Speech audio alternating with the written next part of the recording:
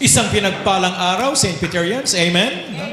Napakagandang kapilya ng ating SSS fathers and brothers. Palagpakan po natin ang ating mga kapatid.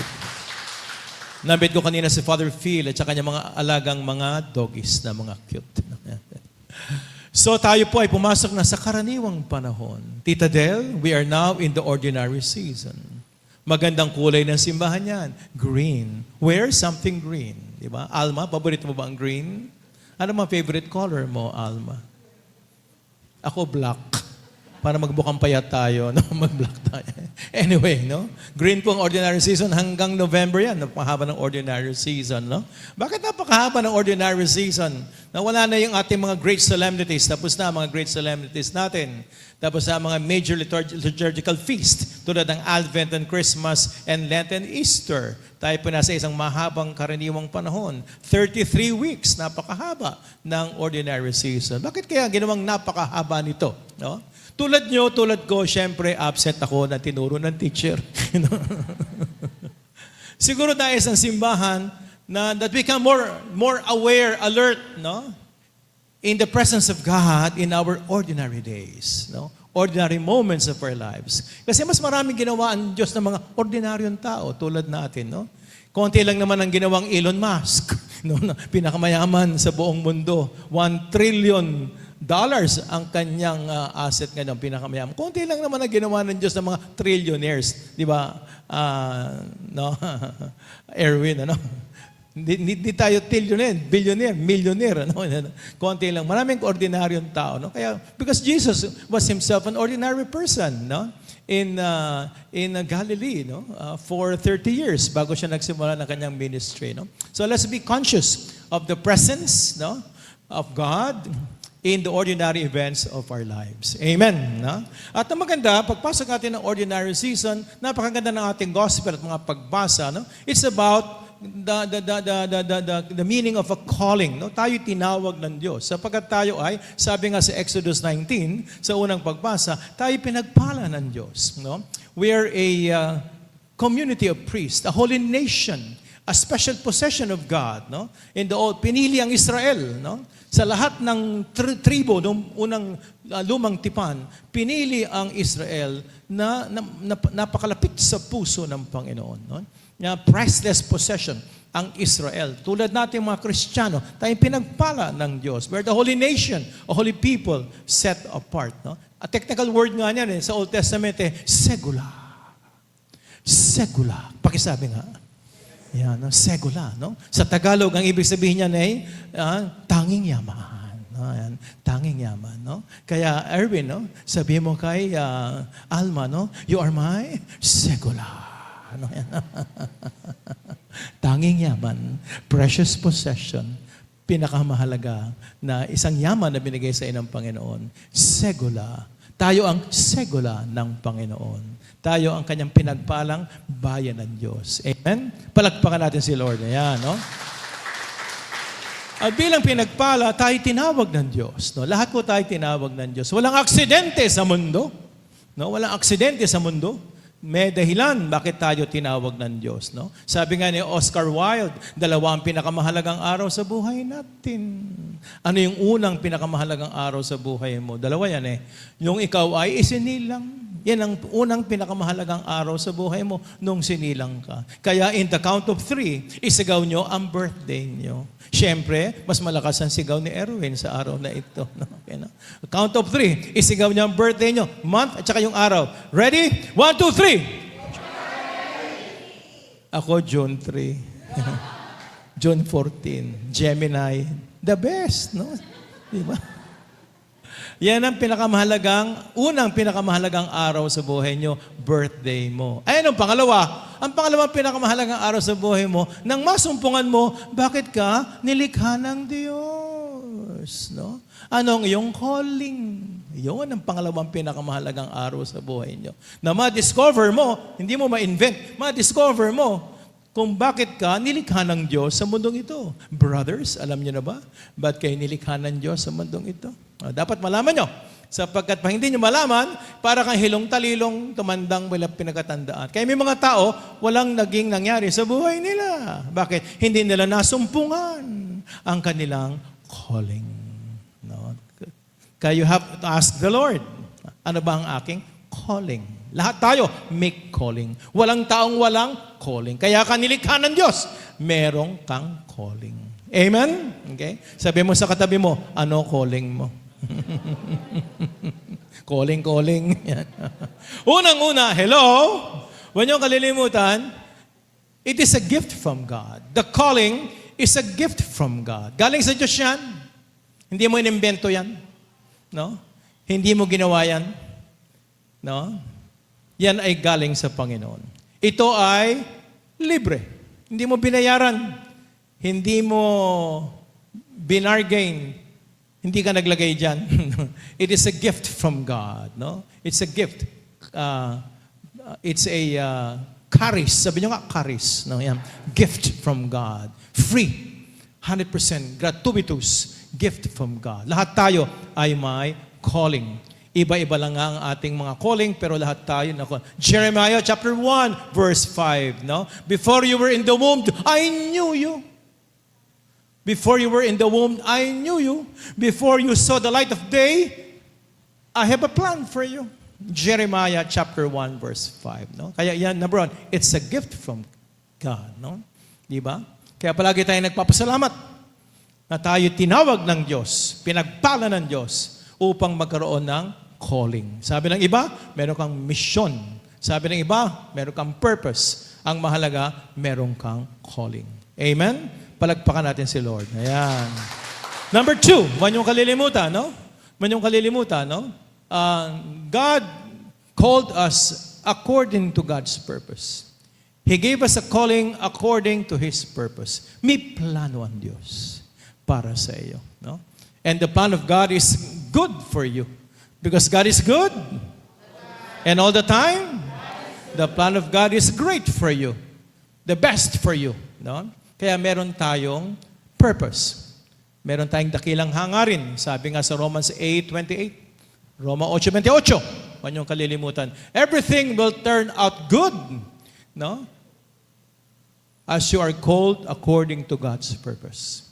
Everything will turn out well according to God's purpose. Kapag tinawag ka ng Diyos, ayon sa kanyang plano, tiyak, mapapabuti, mapapaganda, mamumunga ang iyong buhay. Because everything will turn out well to the one who is called according to God's purpose. Kaya sa ating buhay sa mundong ito, sa ating paglalakbay sa mundong ito, ating dinidiscern, sabi nyo nga, discern. Ayan. We discern our calling from the Lord. No? Number 3, ang ating calling, huwag niyong kalilimutan, tulad ng ating mga disciples, nakita natin kanila, tinawag ng Panginoon ang kanyang mga alagad. Bawat isa sa kanila ay may calling. No? Pangatlo, ang calling ay permanent. Pag tinawag ka ng Diyos, kung anong binigay sa iyo ng Diyos, ito'y permanente. No? Hindi mawawala, hindi mauubos, hindi aalisin sa iyo. It is permanent. Because God does not make a mistake. Amen? Kung ano binigay niya sa iyo, yan ay para sa iyo. Hindi aalisin yan, hindi babawasan, walang dagdag bawas. Hindi niya kalilimutan at hindi niya iiwas. Palagi yan ay nakatakda sa iyo. No? Sabi nga sa Romans 11:29, your calling is irrevocable. Roma 11:29. Your calling is irrevocable. No? Kahit ano ang kasalanan mo, kahit napakarami ng iyong mga pagkakamalit, kapalpakan, no? Hindi aalisin sa iyo ang iyong calling. Because your calling is permanent. Amen? Palakpakan natin ang Panginoon. May nagsabi sa akin, Father, yung pang calling ko, yung ba yung aking career? Hindi. Kasi yung career, pwede magpalit eh. Pwede pa tayo magpalit ng career? Yun. Calling, hindi. Permanent nga eh. Hindi alisin ng Diyos at hindi mawawala sa iyo ang iyong calling. Ang problema lang, atin lang ito ha. Huwag nang makalabas dito. Kung malaman mo calling mo, yun ang problema. Baka hindi mo malaman ang calling mo eh. Bakit? Di ka nagdarasal. Di ka nagbabasa ng Biblia. Di ka nakikinig sa Diyos. Paano mo malalaman ang calling mo? Amen? Ano, di ba? Your profession is not your calling. Sometimes you can change it. No? Kaya sabi nga ng iba, you develop what God has given you. No? You don't develop your job because you can change your job. No? Marami sa atin nagpapalit ng trabaho. No? But when you develop yourself, no, it will always be with you. No? Kaya always remember that. Develop what? Calling that God has given you. No? Importante yan. No? Number 4, mahalaga dyan, no? Ano yung una? Sabi ko, your calling is a gift. No? Pangalawa, God gave you the gift, the calling, according to His purpose. Di ba? May plano ang Diyos. Di ba? Third, that the calling is permanent. Hindi mawawala sa iyo yan. Kahit saan katutak ang kasalanan mo, kahit saan katutak ang pagkakamali mo, hindi alisin ng Diyos yan. Because hindi nagkakamali ang Diyos. Amen? Pang-apat, the Lord will empower you for your calling. Maliwanag yan. Kanina sa ating gospel, when Jesus sent His disciples, He gave them authority to heal the sick, to raise the dead, to drive out demons. God will anoint you for your calling. Whatever your calling is, God will empower you. Sabihin nyo nga, anointing. Ayan. God will anoint you so that you can be fruitful, 30, 60, 100-fold, no, in your calling. Whatever your calling is, God will give you the necessary power, no? Dynamis, power, anointing, in order to be successful and fruitful, no? Triumphant and victorious according to your calling. Amen. At panlima, huwag natin kalilimutan, you need others in order to realize your calling. No? Kaya nga meron church. Sabi nyo nga, may church. Meron tayong community. Mahalaga yung community. Minsan hindi mo nakikita ang calling mo. Nakikita ng iba, sister, meron kang calling. No? Meron kang calling na magbigay ka ng advice. Magaling ka magbigay ng advice. No? Baka may calling ka dyan to be an advisor or a counselor. Minsan di mo nakikita ang talent mo. Minsan nakikita ng ibang tao, huy, maganda ka kumanta. Pwede ka sumali sa choir. At talaga nakahiya. Hindi, may gift ka. Nakita ko, napansin ko, magaling kang kumanta. Yan. No? Galing mo magbasa.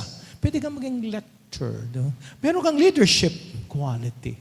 Minsan na nakakakita ng talent natin, ibang tao. Kaya you need others in order for you to realize your calling. Amen? Kahit gano'ng kagaling ang binigay sa iyong calling, no? Kailangan mo ng kapwa natin. Di ba? Sabi nga ni Steve Jobs, nakita ko sa TikTok, in-interview si Steve Jobs, no? No? How can you be so successful, no? Si Steve Jobs, inventor of the iPhone, etc. Ang sabi niya, I cannot do it alone. I was successful because I was surrounded, no, by gifted and talented people. No? Sabi ni Steve Jobs, no? May nabasa nga akong outlier ni Malcolm Gladwell. Walang tao nagtatagumpay na nag-iisa. Wala. Kailangan may kasama ka. May tumulong sa iyo, kaya ka nagtagumpay. Amen? No? Kahit gaano kaganda ang mata mo, kahit gaano kaliwanag ang mata mo, kailangan mo ng kamay at paa. Kung hindi, wala ka mararating. Kahit laser sharp ang mata mo, di ka naman makarating doon. Bakit? Ayaw sumama ng paa mo at kamay mo. Di ba? You need your hands. You need your feet in order to realize what you see from afar. Amen? Di ba? Kahit gaano kaganda ang iyong pananalita, no? Di ba? Kung yung katawan mo naman ay palaging may sakit ang katawan mo, hindi sumasabay ang iyong pangangatawan, no? Kaya walang mararating ang iyong galing sa pananalita, no? You need the different parts of your body in order to realize your potential, di ba? Kahit mabilis ka tumakbo, walang mararating yon kapag hindi coordinated sa iyong isip, no? Ang iyong pagtakbo. Amen? No? You need others in order for you to realize your calling. Ayan, no?